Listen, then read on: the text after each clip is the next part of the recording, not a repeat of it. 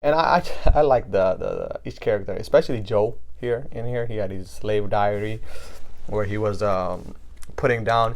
He takes it seriously, the beating that he gets, the punishment that he receives from the vice president. Welcome to my channel. Yeah, so today's gonna be a wrap up what I've read since I think February 15th or so. Yep, we got some stuff to go through, so let's just get rolling. Patrolling. We got Prison School here, Volume 3. Yeah, this series, man, this series. Wrapped up as a heist and us, with a lot of philosophical endeavors. I'm actually thrilled to read this, and once I got to this volume, it went rolling. Is like downhill for me. Not in a sense that it went downhill, but I just went. I was like a bulldozer, going downhill with this. Just couldn't get more. Couldn't get enough of this, so I kept reading and reading. I think at this moment they're being trapped, and the boys are in school, and they're trying to figure out. The shadow student council has it out for them, especially the lady. I don't know why she hates them so much. The Mirai. I mean, we don't get into her as much, so we don't know why. Maybe it kind of stems from her not liking her dad or the things he does, so she takes it out on them when she finds out that he's been up to no good. So that could be the case, but we don't really know. We don't have a genuine reason why she's being a stick up, and she doesn't want these boys in the school. So she frames them and she wants to expel them. So the plan is in motion to get them out. And I like the each character, especially Joe here. In here, he had his slave diary where he was putting down. He takes it seriously, the beating that he gets, the punishment that he receives from the vice president. Kind of like in rations, and when they deprive him from it, it feels as if though that he's falling into a withdrawal, and the state is in.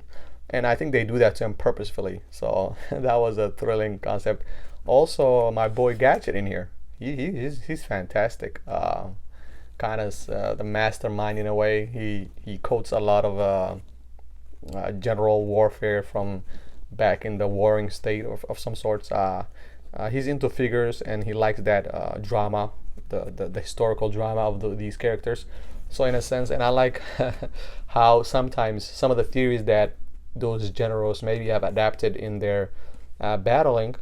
Some of that is displayed. Some of those tactics are used by the boys, or they're coded. That time when General Su Sang did this, so kind of has that Arts of War, the Art of War by Sen Tzu feel to it. Kind of the heist movies that are break out from prison or heist. A lot of tactics and strategies involved, but also at the same time just crude humor and a lot of penny shots and a great deal of fan service. I think done purposefully, sometimes also done with wittiness, sometimes just to the point of being ridiculous. SNL in a way, just doing it out of sheer cause he can. Just the angle of the camera is always plays, and sometimes graffiti defying boobs. So it is there, everything that you need, whatever you want. So I like this one. It was good. It captivated me more, and I continued my adventure with the boys in prison, volume 4 here. This one also brings in another one with the president or the principal of the school, and the little discussion that he has with Kiyoshi Dano. That was very, very on point for me, and I enjoyed that aspect. I don't want to give away too much of what they say, but yeah, the Mount Rushmore of ideas are in here. I like that. I like the little debate as to which to be or not to be sort of a questionnaire that is put to them, and he has to answer in all seriousness which one is better. So if you get to this part, you'll know what I'm talking about. I like that, and toward the end, I mean, some stuff in here, but yeah, I'm reading volume 5, and this is just going strong for me. Prison School Yeah, basically climbing to one of my up there at the top of my manga favorites. And then I've been reading volume one through I think six here of Doctor Stone. I think I read this before, but then I just restarted it just to kind of refresh my mind as to what was going on. Yeah, Doctor Stone. I don't know why a lot of people don't talk about this. This is a shonen that I enjoy. I mean, in this volume, I don't know who is supposed to be the main character. It's kind of iffy, but Senku eventually is the one in the later volumes that is has more focus, and also Tosaka, who they free, the primate, the beast who can destroy a tiger with one punch or a lion with one punch, becomes the antagonist, which I did not see. So that was a twist. So if you haven't read this one, the premise basically is that the world is turned into stone. Everybody one day just out of the blue, only human beings and birds of some sort. What birds were they? Are turned into stone, and 3,000 years later, maybe, Senku wakes up, and he's been counting all along, so he knows exactly what year it is, and he also figures out what turns them back. I think they need some acid from bats that turns them back. Some of the expressions in this series is fantastic. I like the facial features. So the art is done by who? By Biochi. I don't know who that is, but I like his art here. Very creative, especially the emotional expression. Senku is a fantastic character. So one here, two develops the story a little bit more, and kind of shifts towards us having goes back into a little bit of Senku's background and his infatuation with science always. So this is more of an advocate for science and scientific endeavor, and not one of those shonen where brute force or the power of friendship or just combat ability alone solves everything, and it's more the ability to solve things with science. I think that lever thing where he saves the girl, is it in chapter 3, this one? I think it's volume 3, where he saves this girl from a tree. The lever the concept that he invents through lever and pulling, that was done greatly in the anime, and in here too it shows a great fantastic deal. So volume 2 here kind of parts ways with him, Senku and his two cronies. They part ways because he wants them to be spies for him, I think. Is this the volume where, yeah, a lot of spoilers for people that haven't read this, but I urge everybody to pick this up. So volume 3, we get this character introduced. So I think it's a shift in tone for the series. We have a village now, and we don't know where the village came from, since people have been turned into stone. So I'm not gonna spoil that. But in a sense, Senku needs the village so that he can combat Tosaka. Sumaka, or what's his name? What's the guy's name? Susaka, whatever his name is. Yeah. So because also he's also the villain, I suppose, is creating. I particularly like the part where they create ramen. I don't know if this one or the other one. That was very, very neat. Every time what I think about it is, and he's like, oh, we're gonna invent something new, or we're gonna do something to solve the problem, and it's like, let's just make a ramen, or something so minuscule that we don't think about it, but in this stone age it makes sense, and it's the turn in a way is surprising. So there is the suspense, and it turns into surprise. I think Chrome is this character is introduced. He's more of a scientific lover who grew up in this era, so he wasn't a stone. He wasn't freed from stone. Yeah, Chrome. Yep. So this one goes into, what does it do? Is there a tournament arc in here? Shonen. There has to be a tournament arc somewhere.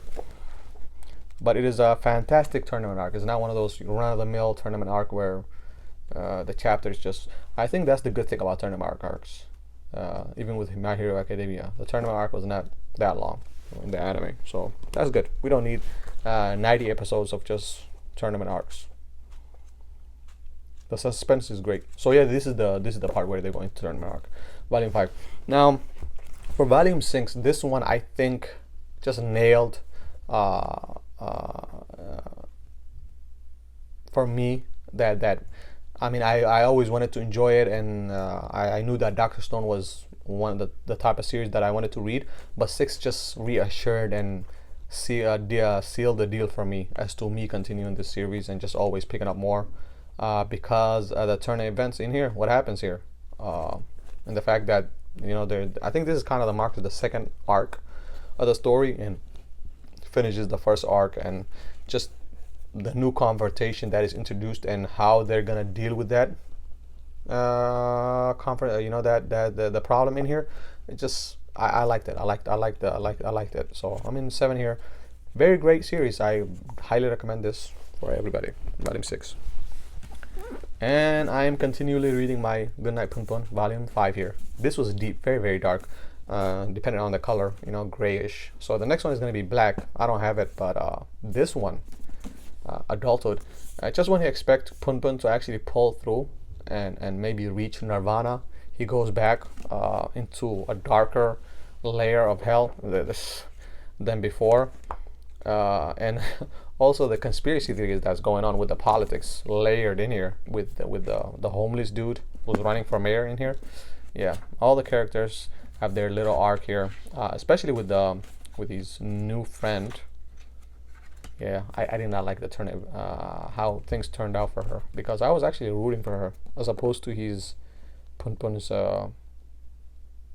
childhood love.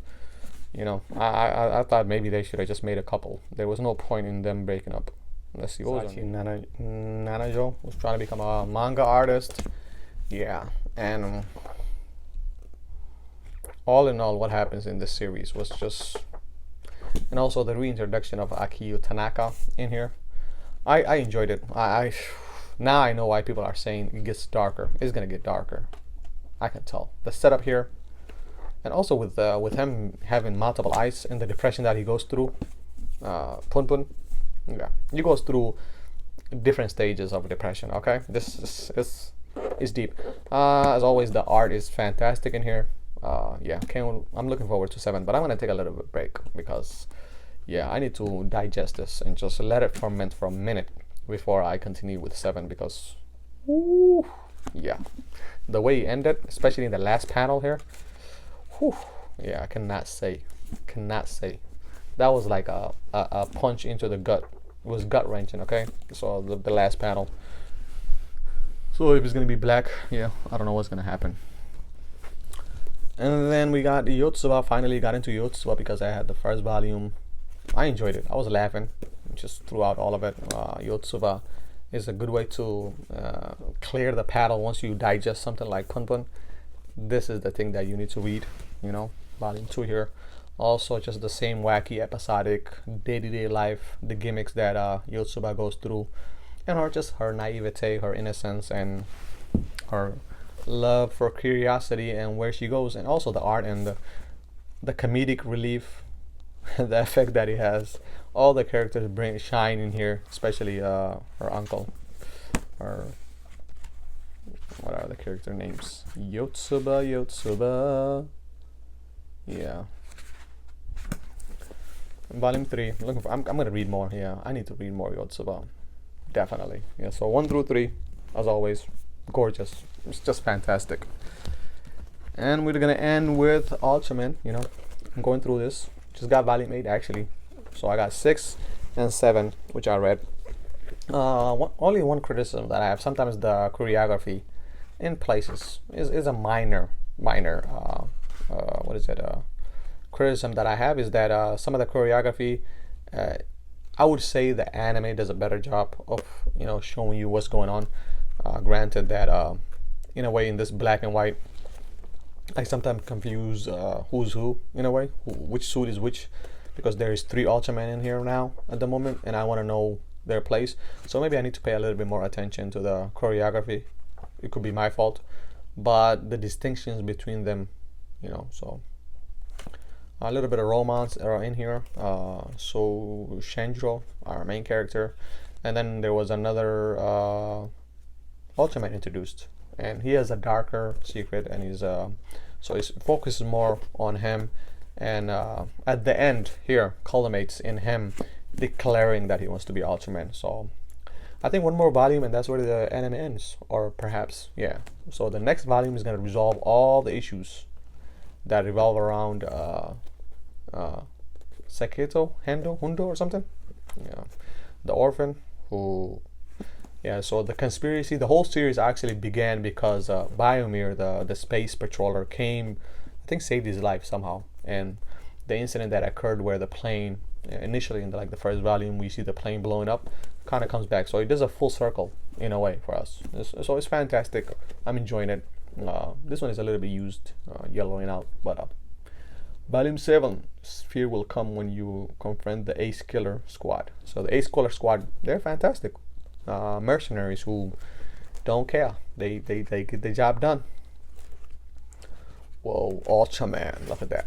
Look at that. This is fantastic drawing. Man, looks like Iron Man though in a way. Yeah, with the heart there. Doesn't it look like Iron Man? Yeah, it looks like Iron Man. Wow.